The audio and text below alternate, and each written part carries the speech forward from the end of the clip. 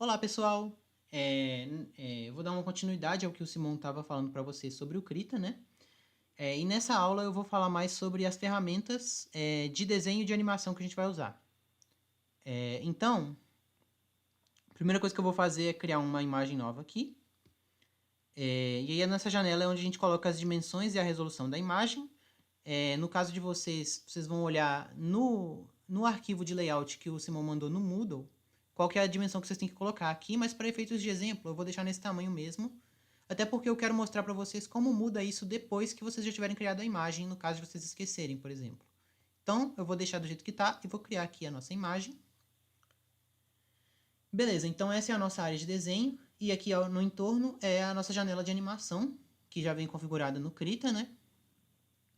A primeira coisa que eu quero fazer agora é inserir a nossa imagem de referência. Então eu vou vir aqui nessa pasta onde eu deixei ela e vou arrastar ela para o Krita e vou clicar aqui em inserir como nova camada. E aí beleza, nossa imagem está aqui, só que como eu não mudei o tamanho da área de desenho, ela está cortada. Então como é que eu vou corrigir isso? Tem um jeito simples que é o seguinte, eu vou vir aqui selecionar a imagem e vou vir aqui em imagem e recortar a camada atual. E aí o Blender vai usar o tamanho do desenho que a gente inseriu agora como as dimensões da nossa área de desenho. Beleza.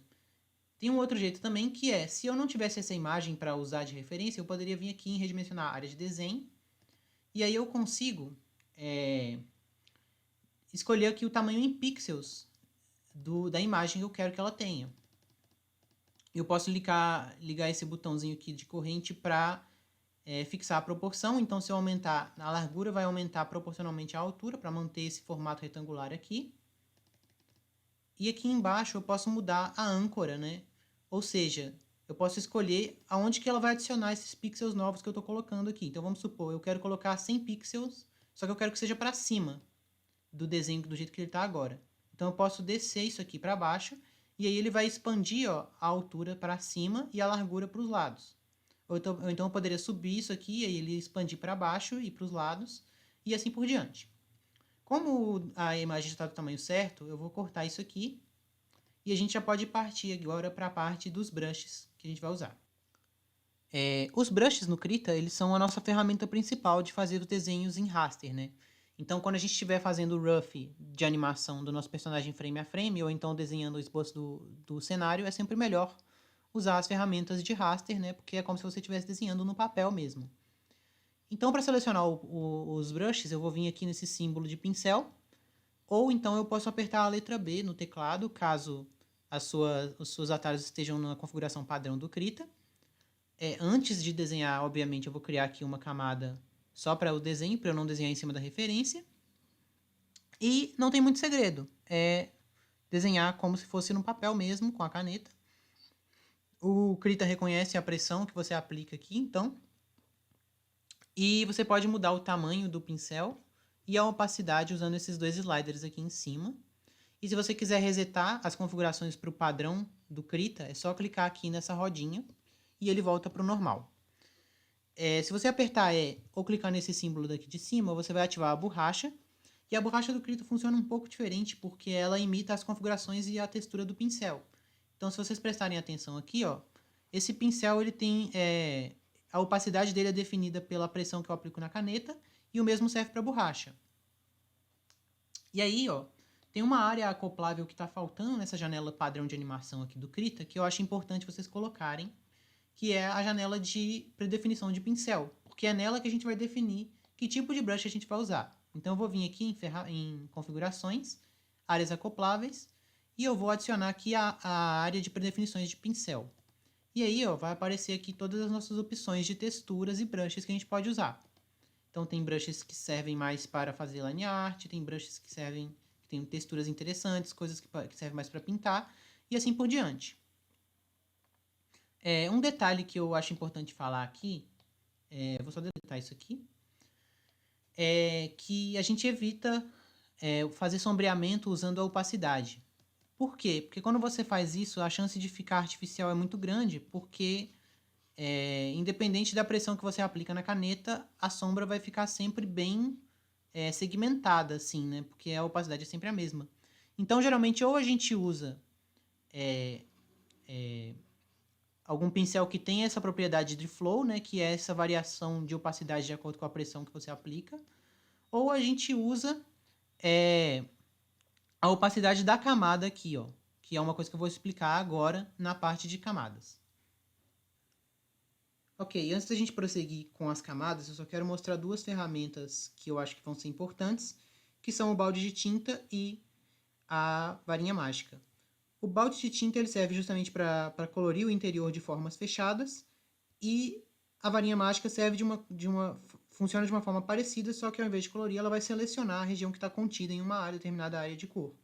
Então, por exemplo, se eu quiser selecionar o interior desse círculo aqui, eu posso usar a varinha mágica, e aí eu posso fazer o que eu quiser dentro dessa seleção, como, por exemplo, pintar aqui com o brush, ou eu poderia já pintar direto com o balde de tinta. Mas por que eu estou falando isso? Porque eu queria mostrar essa aba aqui de opções de ferramenta, que fica escondidinha aqui do lado da paleta, na janela de animação, e ela serve justamente para customizar qualquer ferramenta que a gente estiver usando. Então, no caso da varinha mágica aqui, eu tenho algumas opções que são importantes, como, por exemplo, a referência aqui, que basicamente vai falar se eu quero selecionar o que está dentro da camada que eu estou usando, ou se ele vai usar de referência todas as camadas. Além disso, a gente escolhe aqui o limiar, que seria a tolerância dela às cores. Então, por exemplo, se eu aumentar muito o limiar, ele vai pegar só cores específicas aqui. Ele pegou só o interior do passarinho, porque eu aumentei o limiar, e também porque ele está usando como referência todas as camadas. Eu estou com a camada da linha selecionada aqui, mas ele está pegando coisas da camada de baixo. Se eu mudar para cá, ele vai pegar só o que está no interior do círculo. Beleza? Outra coisa que é importante eu falar aqui, que é rapidinho, é esse grow aqui. O grow, ele serve para, por exemplo, vamos supor que eu quero colorir essa região aqui. Se o grow estiver em 0, ele vai fazer uma seleção precisa e aí vai ficar sobrando esse espacinho em branco aqui que não foi selecionado. Então, quando eu colorir e limpar a seleção aqui, vocês vão ver que não ficou perfeito. O grow serve justamente para isso. Se eu aumentar o grow aqui, ó, a seleção vai vazar um pouco para fora, e isso permite que eu colora com uma precisão muito melhor, como vocês podem ver agora. E essas mesmas configurações existem para o balde de tinta também. Então aqui, ó, eu selecionei o balde de tinta e eu escolho aqui a referência, né? E o limiar não, o grow. Então se eu colorir aqui também é mesma coisa. Espera aí que aqui está selecionando todas as camadas, né? Então deixa eu fazer isso aqui. E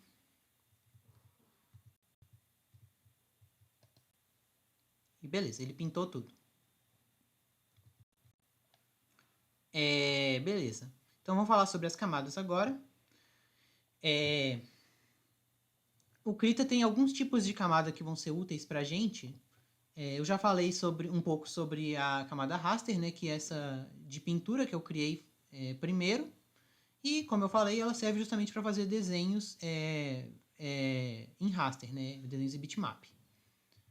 E a gente tem algumas ferramentas muito úteis para usar com essas camadas, que é o seguinte: a gente pode criar, por exemplo, grupos de camadas. E para que isso serve? Vou mostrar daqui a pouco. Mas basicamente, vou fazer como exemplo aqui. Vamos supor que a gente quer colorir essa linha aqui, fazer um sombreamento bonito e fazer uma iluminação bonita. O que eu vou fazer agora é criar um grupo para essa camada aqui. Então, eu vou selecionar ela, apertar o botão direito e vou criar aqui agrupar, grupo rápido. E aí, dentro desse grupo, que eu vou chamar de círculo, eu vou criar aqui mais algumas camadas. Uma camada que chama cor, e vou criar uma camada que chama sombra. E uma que chama brilho também. Aí. Brilho. Beleza. Vamos colorir então a bola aqui. Vou escolher uma cor. Vou colorir de vermelho. E aí, ó, primeira coisa. Ele vai vazar para fora. Por quê? Porque eu estou usando porque a linha ficou na camada separada. Então, eu estou usando a camada... Estou usando só uma camada para selecionar aqui como referência. Então, eu vou vir aqui na varinha mágica, vou selecionar o interior do círculo e vou colorir. Peraí que eu mudei aqui as configurações. Vou vir aqui na linha, na camada da linha, vou selecionar o círculo e eu vou colorir com o balde de tinta na camada de cor. Beleza. E agora, o que a gente pode fazer é fazer o sombreamento, e no caso eu vou escolher uma outra cor aqui, pode ser um azul ou um roxo, e eu vou colocar a sombra aqui, só que ao invés de eu ter que ficar pintando isso manualmente, vai ficar feio, vai ficar vazando para fora, por exemplo, o que eu posso fazer é usar uma máscara de transparência, que é o seguinte, se eu clicar nesse alfazinho aqui, o alfa é de transparência, ele vai usar a cor da camada de baixo como referência para onde pode pintar. Então, se eu colorir aqui na camada de baixo, ele vai aparecendo onde eu tinha pintado na de cima. Isso é muito útil justamente para a gente não vazar as formas. Então, se eu quiser fazer um brilho diferente, também para a bola, eu posso fazer com que ele não vaze para fora da mesma forma, usando aqui uma camada de alfa. Eu também posso bloquear as camadas para o caso de eu, por exemplo, eu quero editar só a camada da cor aqui embaixo. Vamos supor que eu quero pintar ela de outra cor. Eu vou vir aqui selecionar uma cor diferente. E aí, ó, eu travo a camada aqui e agora se eu pintar, eu não vou colorir para fora. Beleza? Mas isso é só um exemplo. Outra coisa legal que dá para fazer com as camadas é mudar o modo de mesclagem delas. E o modo de mesclagem é basicamente como que essa camada interage com a camada que está embaixo. Se a gente deixar no normal, a cor que eu coloquei por cima vai só sobrepor a de baixo. Mas a gente pode colocar, por exemplo, um multiplicar aqui, e agora elas estão interagindo de forma diferente. Tem vários tipos aí que a gente pode experimentar. Isso é uma coisa que eu não vou saber explicar tipo por tipo, mas vocês podem ir sempre experimentando o que vocês acham que funciona melhor. Então, vamos supor, eu quero deixar esse gravar aqui, e na de cima eu vou colocar o quê? Luminosidade? Pode ser. Uma possibilidade. E aí, outra vantagem de eu ter esses grupos aqui é que eu posso colocar máscaras.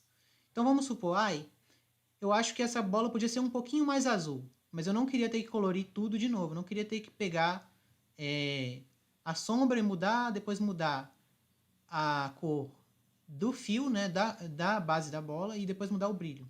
Então, eu vou vir aqui, selecionar o grupo de camadas e vou vir aqui em adicionar, vou adicionar uma máscara de filtro. E aí eu posso vir aqui no artístico, em ajustar, e eu posso ajustar o HSV aqui da nossa bola.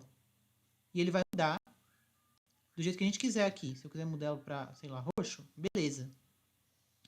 E aí, a vantagem principal disso é que se eu cansar dessa cor, ou se eu quiser mudar ela, eu posso só apagar essa máscara e ela volta para a configuração original. Mesma coisa, nossa, fiz uma animação inteira aqui na bola, só que ela ficou deslocada um pouquinho para o lado. O que eu posso fazer? Vou adicionar uma máscara de transformação. E aí, se eu arrastar o desenho, todos os desenhos da linha do tempo que tiver nessa camada, eles vão ser arrastados. E aí, se eu tiver feito alguma coisa errada, eu posso apagar essa camada de máscara e ela volta para a posição original. Então, é um jeito de não perder trabalho, basicamente. Então, eu posso ir rascunhando aqui as camadas do cenário, sempre dividindo em primeiro plano, segundo plano, plano de fundo e assim por diante, porque a gente vai querer separar essas camadas depois. E aí é sempre bom agrupar tudo aqui bonitinho, vai facilitar tanto na hora de desenhar, na hora de finalizar o cenário, quanto na hora de exportar as coisas, porque você não vai ter que ficar procurando os nomes depois. Então, tipo, sempre renomeiem, sempre agrupem tudo. E, assim, quando você tiver uma ideia do cenário, você pode soltar a mão aqui e depois você vai colorindo, né? Então, deixa eu continuar aqui. Beleza, com esse esboço da árvore, a gente pode vir aqui e blocar as cores. Porque eu quero uma árvore marrom, assim.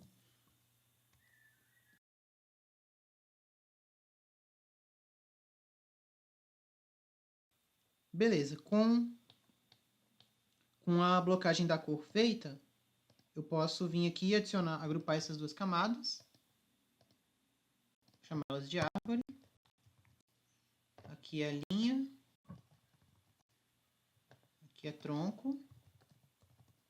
E vamos fazer agora uma iluminação bonitinha aqui na árvore. Então, eu vou criar uma máscara de alfa. Vou selecionar uma cor mais clara. E a gente pode pintar aqui por cima do tronco. Então, algo mais ou menos assim, por exemplo.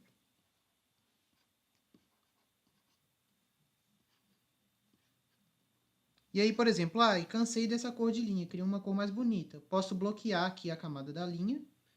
Vim aqui escolher uma cor diferente. E aí, se eu pintar por cima da camada bloqueada, só vou colorir o que eu tiver desenhado por cima. Então, deixa eu até escolher uma cor mais escura aqui, que eu acho que funciona melhor. Então, é sempre bom separar em camadas, justamente para a gente poder ir ajustando as coisas mais facilmente. Beleza? Como eu tinha dito, a gente tem outros tipos de camada também que a gente pode usar. Então, por exemplo, se eu vier aqui nessa setinha do lado do mais aqui, onde a gente adiciona a camada, vocês vão ver que tem aqui várias opções, mas o que eu quero mostrar para vocês é essa camada vetorial aqui, que é onde a gente vai fazer as nossas ilustrações de vetor. As ferramentas de raster não funcionam, tá? Na camada vetorial, então eu não consigo usar o balde de tinta nem o brush. Aparece essa mensagem de erro. Mas tem algumas ferramentas específicas para o desenho vetorial, que são essas aqui, ó. Essas três aqui. E elas funcionam um pouquinho diferente porque elas funcionam à base daquelas curvas, né? Então, se eu for fazer uma curva aqui, ó, ele vai pedir para eu ir ajustando a inclinação dela e adicionando novos pontos. E dessa forma a gente controla aqui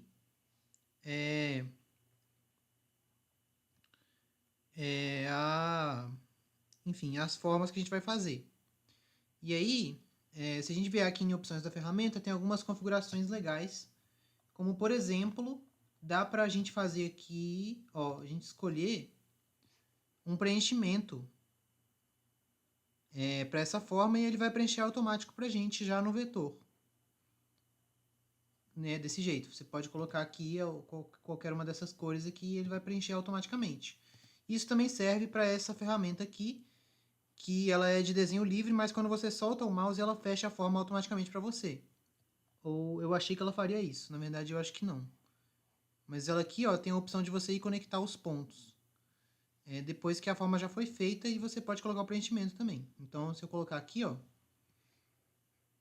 ele fecha para mim. Era isso que eu estava querendo me dizer. Ele vai fechar para mim aqui, com preenchimento.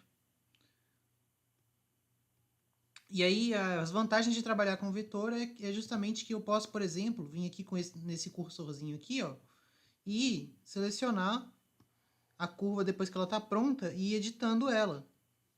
E aí eu posso espremer ela e ela continua com a mesma grossura de linha, porque não é um raster, né? E se eu clicar nesse cursorzinho aqui com uma curva, ó, eu posso editar os pontos manualmente. Então, se eu não gostei de alguma parte da curva, eu posso vir aqui no Bezier, ó, e mudar para ficar do jeito que eu quiser. Inclusive, aqui tem várias opções para a gente mexer, ó. Deixa eu pegar essa forma aqui que está menorzinha, que eu acho que vai ser mais leve no computador. Mas, por exemplo, eu posso selecionar um ponto aqui, ó, e tirar ele. Cortar ele aqui e a forma vai ser recalculada. Eu posso como é que fala? Desconectar esse ponto aqui em dois. Ou então eu posso tentar conectar ele aqui. Deixa eu ver se eu selecionar dois aqui funciona. Isso mesmo. Então o vetor ele é bem mais flexível, né, com o que você consegue fazer com ele. Relembrando, né, para você fazer ajustes nas curvas, você vai usar esse mouse com cursor, esse cursor aqui com a curva. Você pode desenhar as curvas com uma dessas três opções aqui, sendo que essa é para você desenhar livremente, né? E essa aqui é para você fazer a curva no esquema do Bezier mesmo, de ir puxando aqui e ajustando. E para que a gente vai usar o vetor? Bom, primeiramente a gente pode usar ele para fazer a finalização, né, o cleanup do nosso personagem animado. Ou então a gente pode fazer, por exemplo, as marcações aqui do que seria o nosso layout. Então deixa eu apagar essa camada vetorial aqui e adicionar mais uma. Que aí a gente pode, por exemplo, ir colocando aqui as formas, né, do jeito que vai ser o layout. Então, isso aqui seria o tamanho da tela, né, 1920 por 1080. Estou traçando por cima do layout do Simon mesmo. E isso vai servir para a gente usar de referência, né? Então eu posso fazer esse maisinho aqui no meio.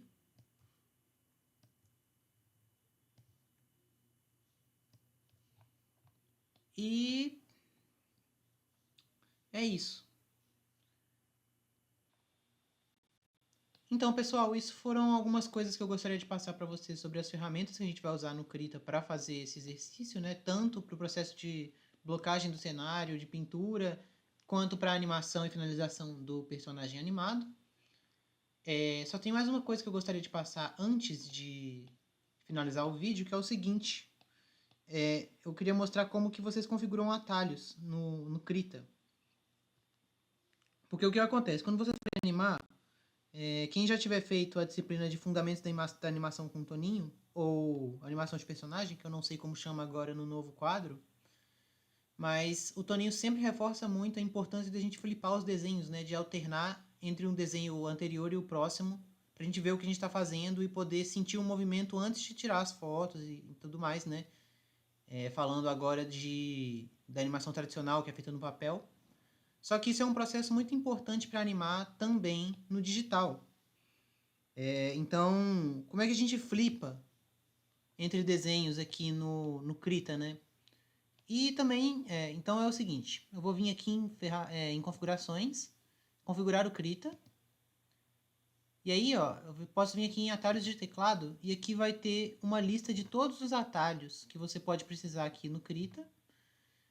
Os atalhos que eu uso para flipar estão aqui em animação, que são esses dois aqui, próximo quadro-chave e quadro-chave anterior. Por padrão, eles não têm um atalho definido, então vocês podem vir aqui, ó, e clicar nesse botão para definir qual botão vocês querem que seja usado. No caso aqui, como eu sou canhoto, eu gosto de deixar o D e o A para controlar aqui a flipagem dos desenhos. E tem outras coisas tem algumas outras configurações que eu gosto de deixar, como por exemplo, geralmente eu deixo o balde de tinta como Z, porque aí porque quando eu estou colorindo eu passo um frame com o D, né, ou com o A, eu já desço o dedo aqui para o Z e já muda para o balde de tinta automaticamente. Ou então você consegue definir um botão para cancelar a seleção, porque antes você teria que fazer isso clicando fora da seleção que você fez, o que eu acho que é meio complicado, né? Então, quando você está fazendo muitos desenhos de uma vez, finalizando muitos desenhos, isso sempre ajuda bastante. Mas aí vai de vocês escolherem o que vocês acham importante de usar de atalho e quais teclas vocês preferem também. No mais, eu acho que era isso. Espero que tenha ficado mais claro e boa animação.